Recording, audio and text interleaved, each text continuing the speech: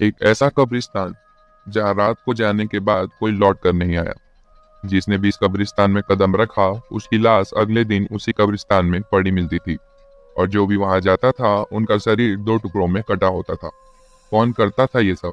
क्या है कब्रिस्तान का रहस्य? जानने के लिए सुनिए ये कहानी।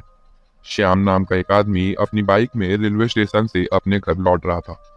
वो स्टेशन मास्टर का काम करता था और हर रात करीब 11-12 बजे घर लौटता था। उसकी दिन की ही ड्यूटी थी। स्टेशन से उसका घर 15 से 20 किलोमीटर दूर था और बीच में सुनसान रास्ता पड़ता था। वो बाइक में आ रहा था।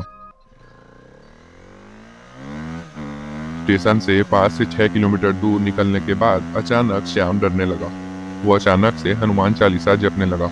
उसने कहा, हे बजरंग बली रक्षा करना, जल्दी से इस इलाके से निकल जाओ बस।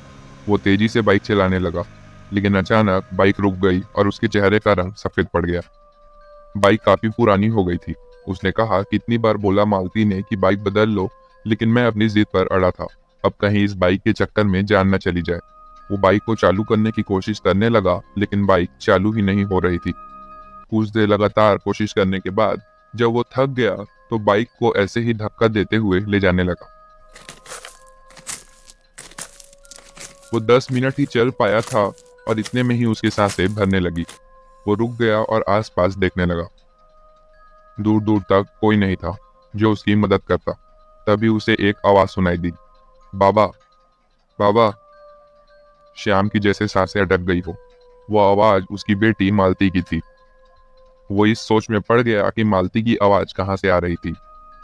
एक बार के लिए तो उसने इस बात को नजरअंदाज कर दिया, लेकिन फिर से उसे किसी की आवाज सुनाई दी, बाबा, इधर आओ जल्दी। श्याम फिर से चारों तरफ देखने लगा, पर आसपास कोई दिखाई नहीं दिया।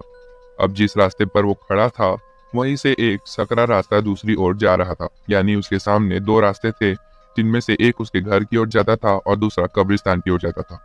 श्याम को लगा जैसे कि मालती की आवाज उस कब्रिस्तान वाले रास्ते से आ रही थी। श्याम ने कहा, नहीं नहीं, ये धोखा है। मालती यहाँ आ ही नहीं सकती। मुझे किसी चीज पर ध्यान नहीं देना चाहिए। मुझे जल्दी घर पहुंचना पड़ेगा। श्याम फिर से बाइक को लेकर जाने लगा, लेकिन उस आवाज ने उसका पीछा नहीं छोड़ा। उस आवाज ने उसे 2-3 बार पुकारा, लेकिन श्याम शायद उस जगह के बारे में कुछ जानता था, इसलिए उसने उस आवाज का जवाब नहीं दिया और वहां से जैसे तैसे करके निकल गया। घर पहुंचने के बाद उसे चैन आया। मालती ने पूछा कि क्या हुआ, तो श्याम ने कहा, अरे कुछ नहीं, बस थक गया हूँ। मालती ने कहा, बाबा, आप उस स्टेशन मास्टर की नौकरी क्यों नहीं छोड़ देते? आप जानते हैं ना, कल सुबह ही उस कब्रिस्तान में फिर से एक लाश मिली। मुझे बहुत डर लगता है। श्याम ने कहा, अरे बेटा, तू परेशान मत हो। मुझे कुछ नहीं होगा और मैं कल से और जल्दी आने की कोशिश करूंगा। तभी मालती को एक बात याद आई और उसने श्याम को बताया कि अजय शहर से वापस लौट रहा है। ये जानकर श्याम बड़ा खुश हो गया। अजय मालती का बड़ा भाई था और शहर पढ़ने के लिए गया था। वो अगले दिन ही लौटने वाला था। श्याम अगले दिन स्टेशन गया और अपनी ड्यूटी करने लगा।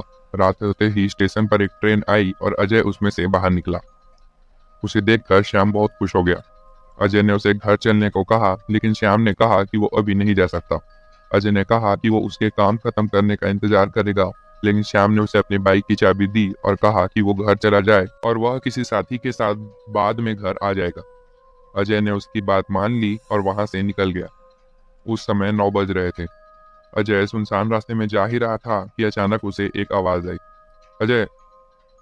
अजय वो आवाज सुनकर रुक गया और इधर उधर देखकर बोला, अरे बाबा की आवाज कहाँ से आई? तभी उसे फिर से आवाज आई, अजय। अजय ने कब्रिस्तान की ओर जाने वाले रास्ते की तरफ देखा। उसने वापस आवाज दी, बाबा, आप उधर हैं क्या? फिर उसे कोई आवाज नहीं आई। अजय ने वहीं पर बाइक छोड़ दी और घर की तरफ जाने के बजाय कब्रिस्तान की ओर जाने लगा। वो पैदल ही आगे बढ़ रहा था। आसपास बिल्कुल सन्नाटा था। चलते चलते वो श्याम को ढूंढ रहा था, लेकिन उसे कोई नजर नहीं आया। वो कब्रिस्तान के आगे पहुंचा और उसे आवाज आई, अजय, इधर आओ। अजय को घबराहट होने लगी। वो आवाज कब्रिस्तान के अंदर से आई थी। उसे समझ नहीं आया कि श्याम वहां कब और क्यों पहुंच गया। वो अंदर जाने लगा। उसके दिल की धड़कन तेज होने लगी। उसने कब्रिस्तान की बाउंड्री में लगा हुआ दरवाजा खोला। अंदर जाने के बाद उसे कई सारे ग्रेव नजर आए, जिन पर उन लोगों के नाम लिखे हुए थे जिन्हें वहां दफनाया गया है। उस कब्रिस्तान में एक बड़ा सा पेड़ था जो अजीबोगरीब नजर आ रहा था। अजय ने चारों ओर देखा, लेकिन वहां ग्रेव के अलावा कुछ भी नहीं था। उसने सोचा कि शायद उसे वहम हुआ था, इसलिए वो वापस वहां से जाने के लिए मुड़ा, पर तभी उसे ऐसा लगा जैसा कि कोई उसके पीछे खड़ा हुआ है। अजय डर रहा था कि पता नहीं पीछे कौन होगा। उसने बड़ी हिम्मत करके पीछे देखा, और जो उसने देखा वो देखकर उसके रोंगटे खड़े हो गए। अब क्या होने वाला है अजय के साथ? जिसने उसे आवाज दी वो कौन है? कौन खड़ा था उसके सामने जिसे देखकर वो इतना डर गया? ये जानने के लिए आपको कहानी के दूसरे पार्ट का इंतजार करना होगा, जो जल्द ही आएगी। तब तक चैनल को सब्सक्राइब कर लीजिए और कमेंट करके बताइए कि आप अगले पार्ट के लिए एक्साइटेड हैं या नहीं।